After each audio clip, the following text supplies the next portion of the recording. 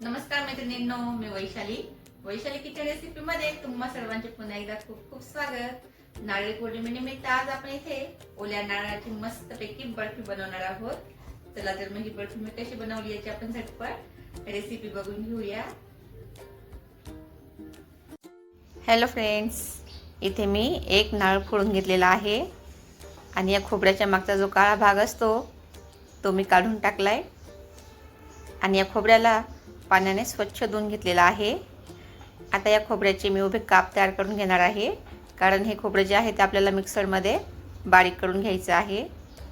तुम्हाला हवं तर हे वेळेवर तुम्ही खोने घेऊ शकता किंवा बारीक किसणीवरती किसून घेतलं तरी चालेल, पण मी या खोबऱ्याला असं छानपैकी मस्त मिक्सरवर फिरवून घेणार आहे।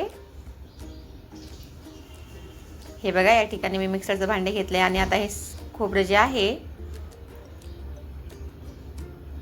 ते मिक्सरच्या भांड्यामध्ये घालून अगदी छान बारीक करून घेणार आहे। खूप जास्त याची पेस्ट करायची नाही आहे, तर अगदी खोवलेल्या नारळासारखंच थोडंसं जाडसर आपण हे ठेवणार आहोत। आता मिक्सरमध्ये बारीक केलेले हे खोबरं काढून घेते।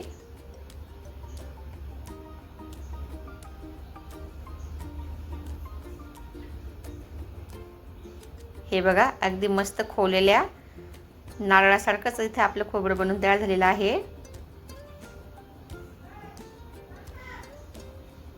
आता त्यासोबतच इथे मिक्सरच्या भांड्यामध्ये मी 10 ते 12 काजू घेतलेले आहेत आणि 10 ते 12 बदाम घेतलेले आहे। यांना सुद्धा आपण मिक्सरच्या भांड्यामध्ये छान बारीक करून घ्यायचं आहे। काजू आणि बदामही आपण मस्तपैकी बारीक करून घेतलेत। ही बघा, अगदी छान पावडर तयार करून घेतलेली आहे। आता बर्फीसाठी लागणारे इतर साहित्य आपण बघून घेऊया।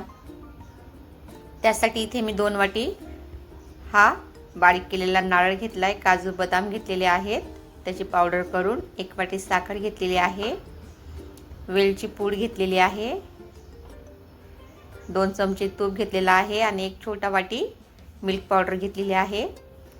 आता सर्वात अगोदर गॅसवरती कढई ठेवून त्यामध्ये मी तूप घालून घेणार आहे, साधारण 1 चमचा।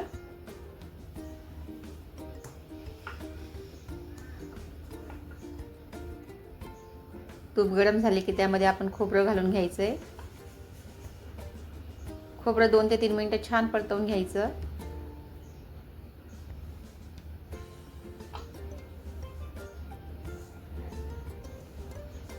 आता यामध्ये काजू बदामची जी पावडर तयार करून घेतलेली आहे ती घातली, त्यासोबतच मिल्क पावडरही घालून घ्यायची आहे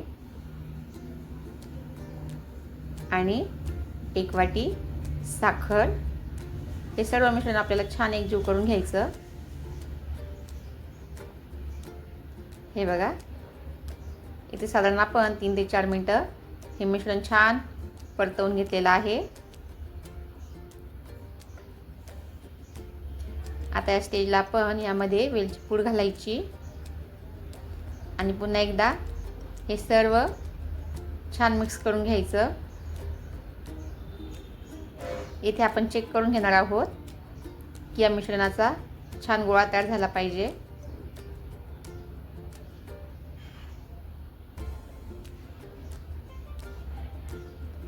आणि मिश्रण परतवत असताना कढईला खाली अजिबात लागू द्यायचं नाही। हे बघा, इथे आपलं मिश्रण छान असं मस्तपैकी याची गोळी तयार होते, म्हणजे आता हे बर्फीसाठी तयार आहे। इथे एका ट्रेमध्ये मी बटर पेपर घालून घेतलेला आहे आणि त्यामध्ये आता हे सर्व मिश्रण जे आहे खोबऱ्याचं ते छान व्यवस्थित चमच्याने पसरवून घ्यायचं।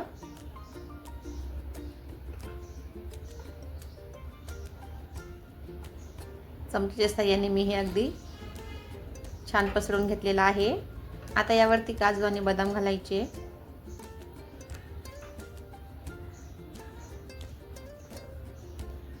यावरती अगदी बारीक केलेले मस्तपैकी आपण काजू आणि बदाम घालून घेणार आहोत। त्यासोबतच मी यामध्ये पिस्ताही घालून घेतलेला आहे।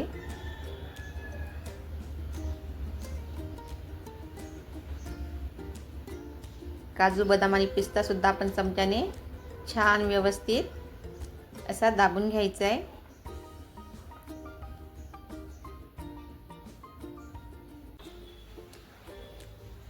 आता नारळाची वडी बनवण्यासाठी हे मिश्रण आपल्याला अगदी संपूर्णपणे थंड करून घ्यायचं आहे आणि मग त्याच्या आपण वड्या कापणार आहोत. इथे आपलं हे बर्फीसाठी ट्रे तयार झालेला आहे. आता या ट्रेला मी फ्रीजमध्ये 2 ते 3 तास ठेवून देणार आहे. हे बघा, 2 ते 3 तासानंतर फ्रीजमधून काढून बघितल्यानंतर आपली इथे ही बर्फी जी आहे ती छान सेट झालेली आहे.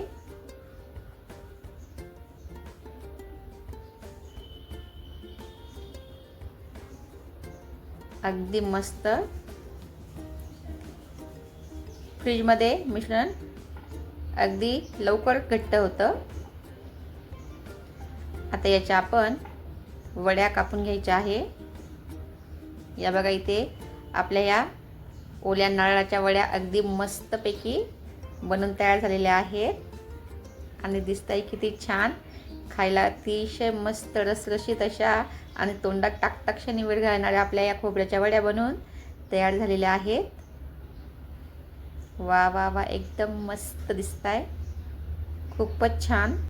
तर बघितलं फ्रेंड्स, इथे ओल्या नारळाची मस्तपैकी बर्फी किती छान झटपट बनून तयार झालेली आहे. तुम्ही सुद्धा ही ओल्या नारळाची बर्फी नक्की करून बघा. पुन्हा भेटूया अशाच एखाद्या नवीन रेसिपीज मध्ये. तोपर्यंत बाय बाय.